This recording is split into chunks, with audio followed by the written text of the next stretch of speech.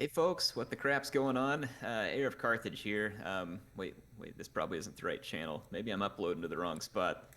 No, so Sol Invictus, I think, put out an ad, said he needed a noob to come and learn how to cast battles. And I was like, I should try that. It sounds like something I would enjoy. So decided to come in and join him on the channel and jump in for a battle with him. So I think we've got something fun for you today. So appreciate you having me in. Wow, thank you, sir. Before the recording, I called my mom and I told her we made it, ma. Yeah, no, very humble, Mr. Heir of Carthage, not a noob at all. Obviously, the expert everybody likes and watches on a daily basis. You are part of everybody, or at least a lot of people routines. So yeah, all the merit goes to you. Thank you for joining in. I'm glad to be here. So I was thinking, Mr. Air. So I brought a nice replay. This one, it's very close battle between two great players. I believe you casted a battle of the Massilian player, which was actually using Carthage. It was a Carthage Iceni, so a very skilled player. And I was thinking you can go over Massilia build, and I will do Massili. All right, sounds good. I always love some Massilia action. Nice Greek barbarian mixture, if I remember right. So up front, we're going to have several Tarentine cavalry, which are a nice medium missile cavalry, good skirmishing, decent survivability going in the charges against light infantry. So a nice versatile tool. There's some Celtic slingers behind them to add a little bit of range. Of course, Celtic slings a little bit lower damage, but they do usually make up for that with some nice cheap cost. Then behind them, we've got some Thurio spears, fun unit. They usually come with, I want to say it's like 5 javelins, is it? Am I right there? I They've got believe that's pretty accurate. If it's not Yeah, so five, they it's have more six. javelins than a typical unit, which makes them a very deadly anti-cavalry unit and decent shields, I believe, too, in terms of fending off missile fire. And then behind them, we'll start from kind of working on my right over to the left. We've got thorax swords, axe warriors. There's going to be more axe warriors and another thorax sword. So as far as the infantry goes, the thorax swords are going to be the more defensive kind of I would say mainline unit. The Axe Warrior is going to be dishing out a little more armor piercing damage, although their total weapon damage is lower. It's mostly because a lot of that's going to be going straight through the armor. And then we also have some Celtic warriors as well as another axe warrior. And then the final line is going to be some cavalry. We've got several units of shot cavalry, which is our Hippeus Lancers. These are heavy shot cavalry that are going to deliver a very punishing charge. And if cycle charged properly, it can be quite deadly. And then there's some Massilian cavalry, which is just going to be a nice medium cavalry to supplement any melee fights or harassment. And then our general is going to be also in a Massilian cavalry. So we're going to have to be a little careful with that unit because it's not horribly survivable, but it was probably a good way to put the general in a unit that could be defensive and still provide some mobility. That's our Massilian army. Yeah, super interesting. And no Massilian Optites, which is like unheard of with Massilia, really. He decided to go all out Shock Cav instead, which I think is actually an interesting counter to a faction that relies on very heavy and strong melee infantry like the Massili. So it shows that he's actually going to go for units with armor penetration, a bit of shock value, and rely on his cavalry a lot. So definitely thinking outside of the box, super interesting. For the Massili, we'll get quite an interesting build, and I'll actually kick this off by inviting you to see how he deployed his heavy Numidian skirmisher. So as you can see, they're going to be on the all-out right of the army. So what this tells me is that he is probably gonna, if you face a person that does that, if the general is on one flank, it probably means that that player is not going to be eager to engage that flank, and therefore you should expect pressure from the counter flank. That being said, we'll have a front line of Desert Vigiles. Yes, this unit definitely is not meant to get killed, although they do get the square formation, which is super interesting because yeah, it's going to create choke points on the battlefield.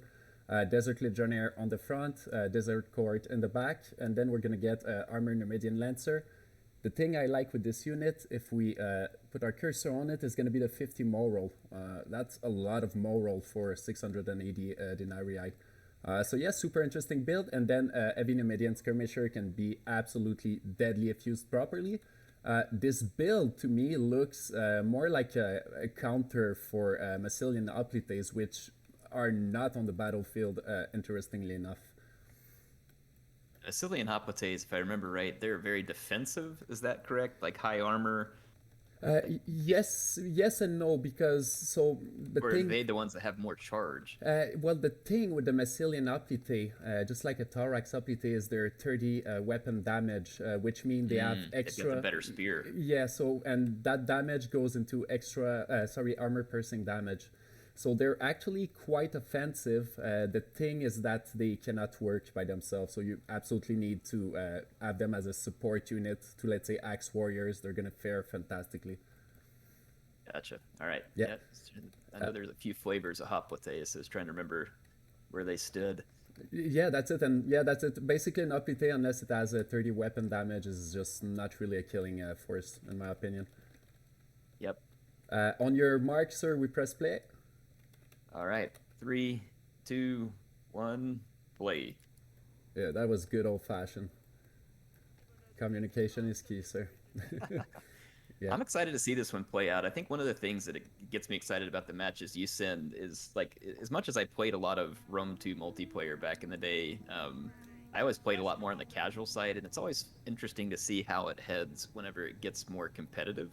And I think one of the things I've been enjoying, and I see the Massilian player potentially looking to do the same thing, which is I've seen you all running units in like a blockier formation in order to, I'm assuming, like disrupt charges. If I understood it right, the blocky formation would probably deny a cavalry unit some of its charge, whereas if you spread out and just ate it all, you would get it worse, I'm assuming, right?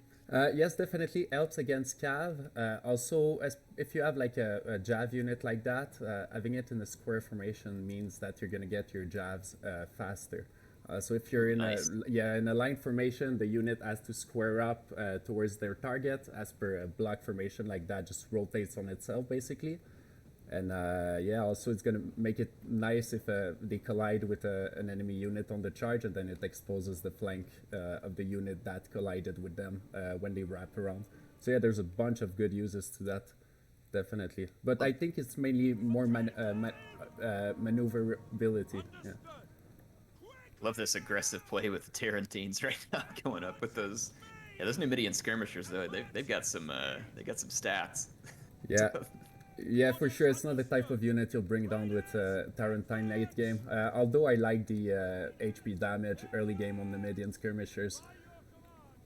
Yeah, I think that's something that maybe I don't know about your viewers, but for my viewers, gets lost on them sometimes. Where there's not a health bar the same way as there is in the newer Total War games, but it still exists as far as I understood it right. Like it was there in the background, and so when you're getting these tosses and stuff in early, you are chipping away at the hit points of that unit and making it easier to drop entities in later charges. 100%. And yeah, like you say, I'm sure there's a hidden health bar in there. Yeah. My int has always been whatever unit, so even like an Evocati, if you damage it to the point where it loses eight mans, that unit is at a disadvantage already, and you'll have a much better chance versus them. Just like if you throw a Jav volley into an Odrician unit, they're gonna take 10 loss per se, and after that they're so flimsy. Yeah, javelins are such a pivotal part of Rome 2 gameplay. They're on almost every unit, not everyone. And in fact, there's a few factions who lack them on their spear units, and it changes the way they play quite a bit. But they are like the ultimate counter to cavalry and elephants. They are really good against cavalry and elephants.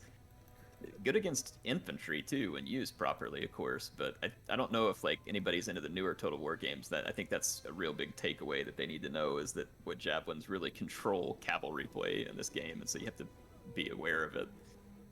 Absolutely. I remember back in the day there was a tournament that was hosted. I don't recall who did it. Like it was a Russian crew of people, and the rules were so interesting. So in the tournament, you couldn't use the precursors on your spears unless they were the most expensive spears of your roster. And it made for it made for very interesting gameplay. It made faction like Iceni much more deadly with their chariots, which are super flimsy. It made Elephant more dangerous. And yeah, that's it. The mutual engagement were reversed, so it wasn't as much as getting cheap spear in the front, but putting more expensive units against one another. It was very interesting touch. Yeah, Yep. and It looks like the Numidians are going kind of defensive here against the approach of Massilia. Yeah, I think it's the right thing to do. Get those Tarantine. Well, first of all, a bit tired, and second of all, get their ammunition out of there. Yeah, no, defensive play indeed. And we'll see also Massilia shooting for the right flank of. Yeah, there we go. And shooting for the right flank, and Massilia is gonna answer in a beautiful manner. So keep your eyes on the Desert Vigiles Heir. You'll see something very interesting happening. Yep, they're gonna try and push the skirmishers out of the way here. Yeah, and you'll see they'll do their block formation. So the one that's not being engaged, but that is the furthest. Look at the maneuver he's gonna pull. So he's gonna go in a block formation, create a choke point, but look at how the cavalry is gonna react. So in the back, there's a shock cav coming. Look how it's gonna react with the Desert Vigiles. So it's gonna be able to charge right through its unit without knocking them down. And this just doesn't happen in Rome 2. So I was wondering, is this some sort of a mechanic? Did you It is see? strange. Yeah. Yeah. I think maybe it's a hidden mechanic where since the unit was reforming and not back to its usual mass, this was allowed to happen. I don't know. That was very curious. Yeah, square formation is a good way to deny an area of the battlefield for a moment. It buffs up their yeah, morale. That's what I was thinking. Morale was one of the things that goes up, so it makes the unit a little harder to break. 100%. Yeah. Nice charge there on some of the Hippeus Lancers getting into some legionaries.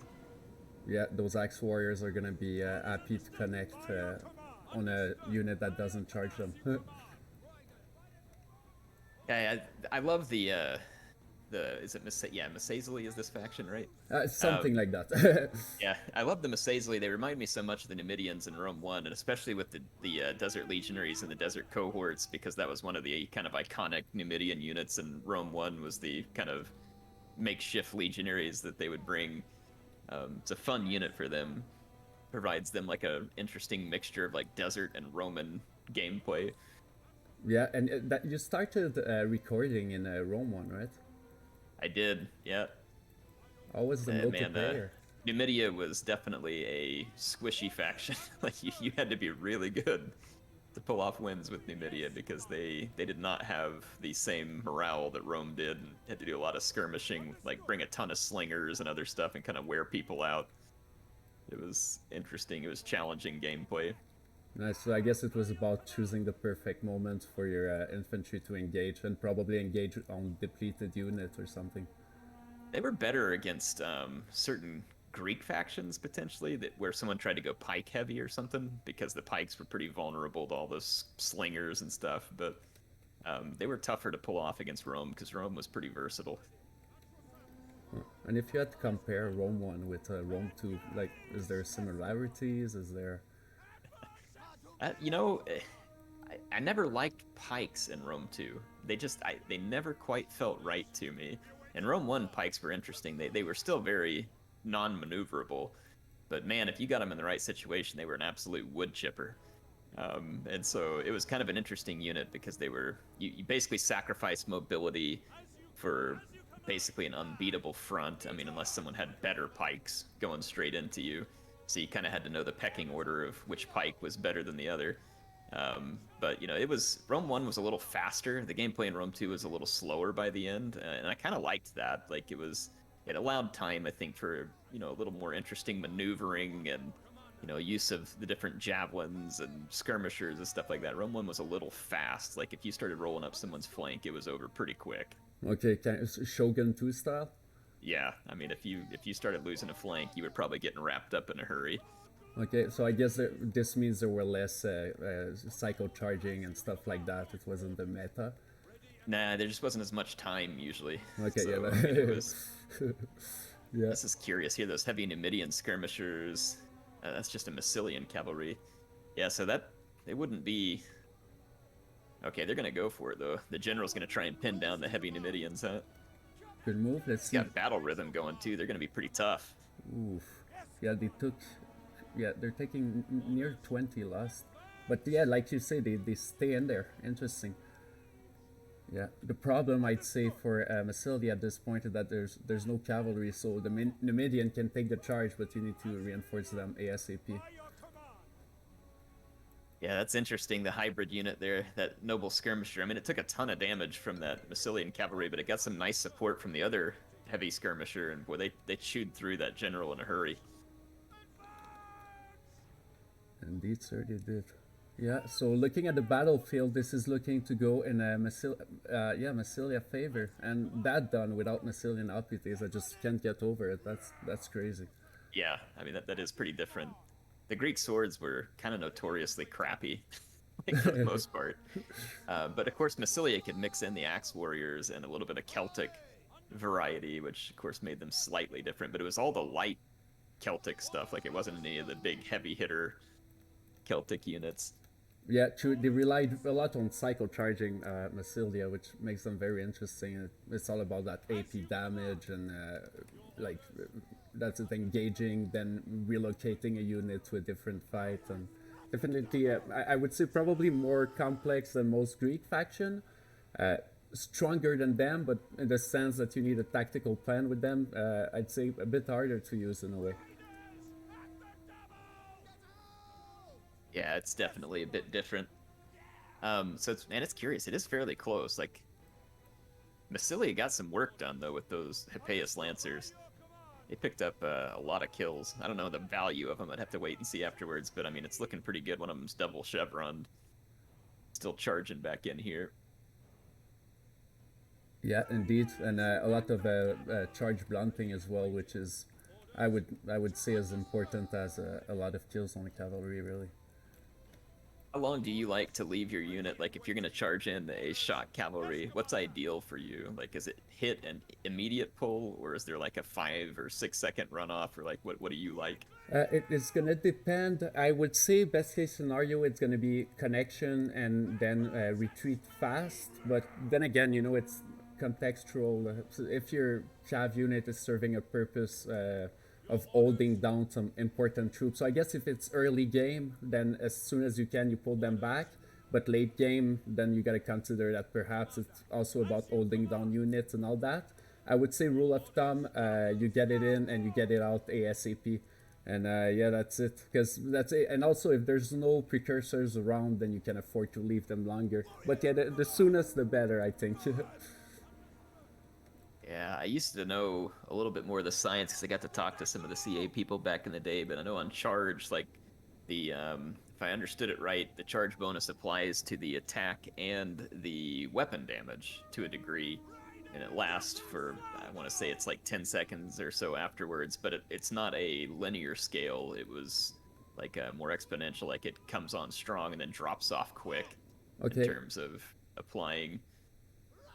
Okay, interesting. Yeah, that's it. So on a charge, let's say you see a lot of kill happening, then the unit is gonna gather some more kill, but then it stops. So that's kind Yeah, of what. it drops off pretty quick because they lose that bonus. Yeah. And especially with those shock cavalry having such a huge bonus, that's typically where you see them come in and just cremate people on the charge. But I think a lot of it too is because there was different. I think there's like an impact damage factor too that's partly determined by mass of both units. That may just go to knockdown though. I don't know 100%, but I know that the mass certainly plays a role.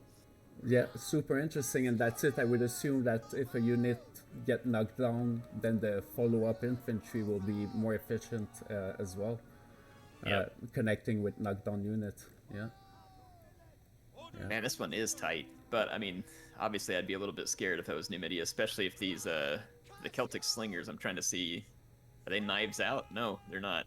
So I'm assuming that's a pretty dangerous situation for the Masazeli here. yeah, indeed. And like, yeah, and looks stupid, but even ATP lancers can do a difference this stage of the game. Yeah, indeed. Good job by Massilia. And once again, I'll repeat it. Freaking nice thinking outside of the box by Hunter, I find. Not having Massilian, it's the first time I see it, honestly. I think some people maybe got the wrong message towards the end of the life cycle in this game because I think more like amateur players like myself, like I mean, I loved the game and I played it a lot, but in terms of competitiveness, I'd say I was more on the amateur side. But I think a lot of people felt like that. Oh, the game was just all about swords, and I think that it's been fun showing some of the replays you've sent and like looking at this one because it's not always about swords.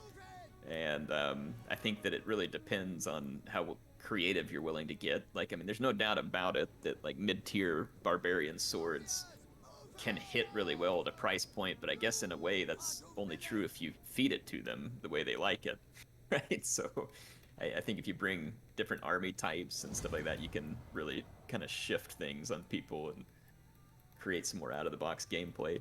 Yeah, 100%. But yeah, but then it becomes like, how much time are you willing to spend on that game, right? Yep. Once you start countering good faction with crappier faction, like you say, it's about like your strategy and all that. But then, like, yeah, that's it. Execution is pretty hard. And if I may say, Air, you said that you are more of a casual player, but I must admit to you, so when Rome 2 came out, I was watching your video and I was like, dude, I want to get good at this game. Was just binging your video over and over again, man. So yeah, you helped me quite a lot to get in the momentum of that game.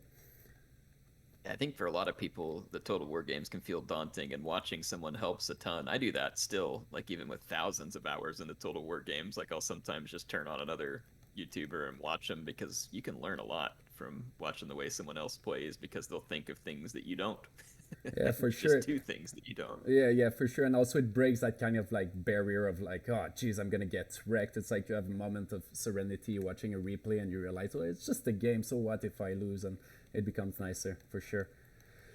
Want to go over And the you know, it'd be stats? neat. Oh, sorry, sir. Yeah, Yes. I was thinking on the stats because I was just headed that way. I love how in Warhammer 3 they've now added like a damage dealt and a gold value. Man, that would be sweet to see that brought to these older games too, because I love being able to see how valuable a unit was, like what kind of gold value did it get and what kind of raw damage did it pump out. Oh, But interesting. still, those Hippeus Lancers, there's two units that they got some work done. Yeah, especially against all those precursors. Fantastic job. And that's it. That's a problem with Massili. There's no cheap spears with javelin, like you were talking about earlier in the video, and that showed to be quite a problem versus the Epius. Oh yeah, definitely. Yeah, that's the Desert Vigiles don't carry the precursor.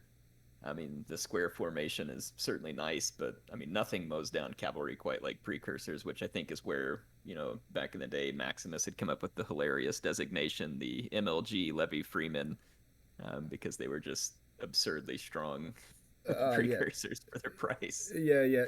That's it. That's it. They're there to die, but they do their job regardless with their precursors. Yeah, Yeah, yeah. What was that doesn't take quote much for certain units to get their value. For sure, you had a great quote back in the day, Air. It was so you made a video. You were talking about your boss, and you were talking like a mafia man. You said, so if you got him on your bad side, bam, your meat shield. Yeah, Yeah, so yeah, that's how I damn feel your about meat the shield. MLG Levy Free. Yeah, they don't mind being the meat shield, and they're gonna make you pay for it while they do it. So yes, sir. Thank you very much for joining me here. It was a pleasure. Hopefully, the viewers enjoyed it. This is my Christmas present to you guys. If you do not celebrate Christmas, well, then take it as an advance or late birthday gift.